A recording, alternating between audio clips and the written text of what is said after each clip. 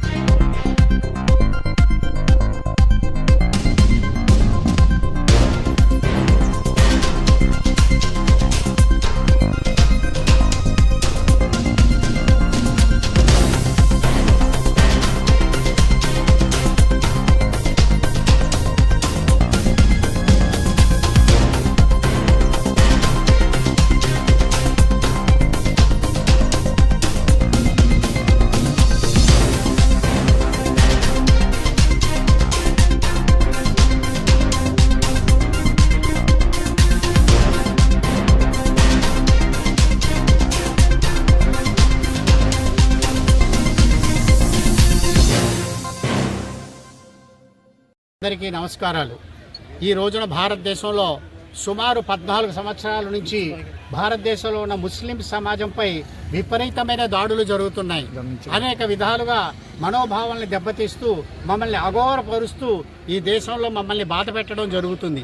అయినా ఈ భారతదేశంలోని ముస్లింలందరూ ఎంతో సహనంతో ఓర్పుతో ఇంతకాలం అలాగే జీవనం సాగిస్తున్నారు. ఈనాడు కొత్తగా వీరి యొక్క ఉనికి పూర్తిగా భారతదేశంలో లేకుండా చేయాలని కొత్తగా వక్ఫ్ బిల్లు అంటూ 44 సవరణలతో వక్ఫ్ చట్టానికి సవరణలతో ముందుకు రావడం జరిగింది. అందులో ఉన్నది ఏమిటంటే ముస్లిం సమాజానికి సేవ చేస్తానని సచార్ కమిటీ వారు సూచనల ప్రకారం మేము ముందుకెళ్తామని అబద్ధాలు చెప్పుతూ కేవలం భారతదేశంలో ఉన్న ముస్లింల యొక్క ఉనికి లేకుండా చేయాలని మాకున్నటువంటి వక్ఫ్ ఆస్తులు ఏవైతే అల్లాహ్ పేరు మీద ఇచ్చినటువంటి ఆస్తులు ఉన్నాయో ఆస్తులన్నీ కబ్జా చేసి పెట్టుబడిదారులకు ఇచ్చేయాలని దారదత్తం చేయాలని చేస్తున్న కుట్రలో భాగంగానే ఈ 44 సవరణలతో ముందుకు రావడం జరిగింది. ఈ విషయంలో యావత్ భారతదేశంలో ఉన్న యావత్ ముస్లిం సమాజం అంతా కూడా నిరసన తెలుపుతూ ఈ రోజున రోడ్ల మీదకి రావడం జరిగింది. బహిరంగ సభలు కానీ నిరసనలు కానీ తెలుపుకోవాల్సినటువంటి పరిస్థితి వచ్చింది. ఇప్పుడు ప్రత్యేకంగా ఈరోజు అన్ని ప్రాంతాల్లో జరుగుతున్నట్టుగానే ఈరోజు కాకినాడ నగరంలో అన్ని మసీదులకు సంబంధించిన సోదరిమణులందరూ కూడా ఈరోజు ఈ ర్యాలీ కార్యక్రమంలో శాంతియుతంగా పాల్గొని విజయవంతం చేసినందుకు ప్రతి మసీదు అధ్యక్షులకు ఆ మసీదులో యొక్క సభ్యులందరికీ కూడా మనస్ఫూర్తిగా మేము ధన్యవాదాలు తెలియజేస్తున్నాం. అంతేకాకుండా ఈ పోరాటం ఇంతటితో ఆగదు. మేము శాంతియుత పోరాటం తీసుకుని వెళ్తాం, ముందుకు వెళ్తాం. అంతేకాకుండా చట్టపరంగా అత్యున్నత న్యాయస్థానమైన సుప్రీంకోర్టులో సైతం మేము రిట్లు వేయడం జరిగింది. అక్కడ తప్పకుండా న్యాయం జరుగుతుందని, తప్పకుండా ఈ వక్ఫ్ యాక్ట్ 24 అమెండ్మెంట్ యాక్ట్ ఏదైతే తీసుకొచ్చారో అది పూర్తిగా రద్దయిపోతుందని ఆశతో ఉన్నాం. అలా అయినా అవ్వకపోయినా ముస్లిం సమాజం యావత్ సమాజం ఈరోజు తిరుగుబాటు చేస్తూ ఉద్యమాన్ని తప్పకుండా ముందుకు తీసుకువెళ్తుందని, ఏ విధంగా రైతు చట్టాలు వెనక్కి తీసుకోవాల్సి వచ్చిందో అదే రకంగా మోడీ ఈ రోజున ఈ చట్టాలని వెనక్కి తీసుకునే పరిస్థితి తీసుకురావాలని మేమందరం కూడా బల్లగుద్ది చెప్తున్నాం. తప్పకుండా అల్లా మా యొక్క కోరికను పూర్తి చేస్తాడు, మేము విజయం సాధిస్తాం. అందరికీ శుక్రియా, జజాకల్లాహ్ ఖైర్. అస్సలాము అలైకుం వరహమతుల్లాహి వబరకాతుహు. నా పేరు నజ్మా అండి, జమాత్ ఇస్లామీ మెన్స్ మెంబర్ నేను. అయితే ఈరోజు అనేది తీసుకురావడం మార్పులు చేయడం జరిగింది. అంటే 26 రాజ్యాంగంలో 26 ఆర్టికల్ ప్రకారం ఎవరి మత స్వేచ్ఛ వాళ్ళకి ఇవ్వడం జరిగిందండి మనకి డాక్టర్ బిఆర్ అంబేద్కర్ గారు. కానీ వాళ్ళకి ఎలాంటి వాళ్ళు సంస్థలు ఏర్పడి వాళ్ళకి సంబంధించింది చేసుకునే అధికారం అయితే ఇక్కడ రాజ్యాంగం ఇవ్వబడింది. అయితే ఇప్పుడు ఈ చట్టం తీసుకొచ్చి ఈ రాజ్యాంగానికి వ్యతిరేకంగా చేయడం జరుగుతుందండి. దీనివల్ల ప్రభుత్వం లాభం పొందుతుంది కానీ పేద ప్రజలు అయితే ఎవరు కూడా లాభం పొందే అవకాశం దీని ద్వారా లేదు. ఇది ఎలా ఉంది అంటే నా ఆస్తిని పక్క వాళ్ళకి ఇచ్చి దీనికి కాపలాగా ఉండండి మీరు అని చెప్తే ఎలా ఉంటుందో అదే సేమ్ ఇలాగే ఉంది. అయితే దీంట్లో నాన్ ముస్లిమ్స్ని కూడా ఈ సంస్థలో చేర్చడం జరిగింది. అయితే ఇది ఎలాగా అని చెప్తే ఇందులో 4గురిని చేస్తారని చెప్పి ఇందులో చెప్పడం జరిగింది. అయితే ఈ సంస్థ గురించి అవగాహన అనేది ముస్లిమ్స్కి మాత్రమే ఉంటుంది. ఎవరి సంస్థ యొక్క అవగాహన వాళ్ళకు ఉండడం జరుగుతుంది.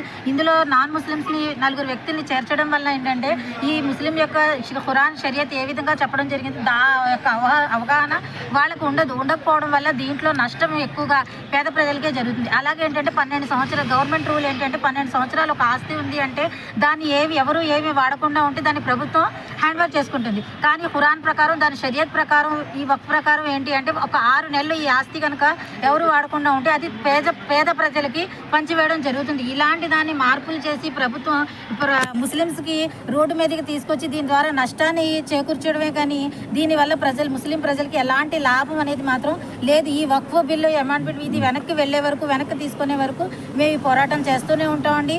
మేము మహిళలతో కూడా చాలామంది బయట 100 మంది మహిళలు పిల్లలు జెంట్స్ కూడా ఎండలో ప్రతి ఊర్లో కూడా దీని గురించి చేయడం జరుగుతుంది. ఈ